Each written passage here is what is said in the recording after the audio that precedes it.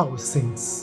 ഇന്ന് നോ അവർ സെയിൻസിൽ ഭാരതത്തിൻ്റെ അപ്പസ്തോലനും വിശ്വാസികളുടെ പിതാവുമായ തോമാസ് ലീഹായെക്കുറിച്ച് ധ്യാനിക്കാം.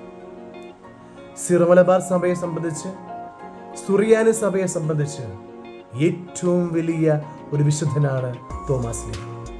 പ്രത്യേകിച്ച് കേരളത്തിൽ AD 52 വരികയും 7 പള്ളികൾ സ്ഥാപിക്കുകയും അങ്ങനെ ഒത്തിരി പേർക്ക് വിശ്വാസത്തിൻ്റെ നൗക തീർത്തുകൊണ്ട് വിശ്വാസം ജീവിക്കാൻ പ്രേരിപ്പിച്ച വലിയ ഒരു വിശുദ്ധൻ.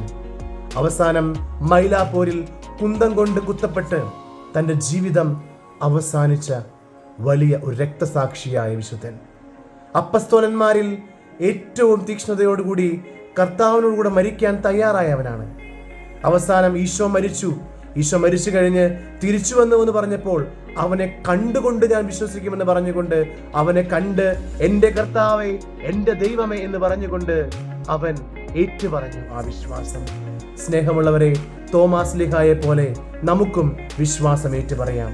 തോമാസ് ലീഹ പകർന്ന ആ വിശ്വാസം മറ്റുള്ളവർക്ക് പകർന്നു കൊടുക്കാൻ നമുക്ക് സാധിക്കട്ടെ. മറ്റൊരു വിശുദ്ധനുമായി നാളെ കാണാം.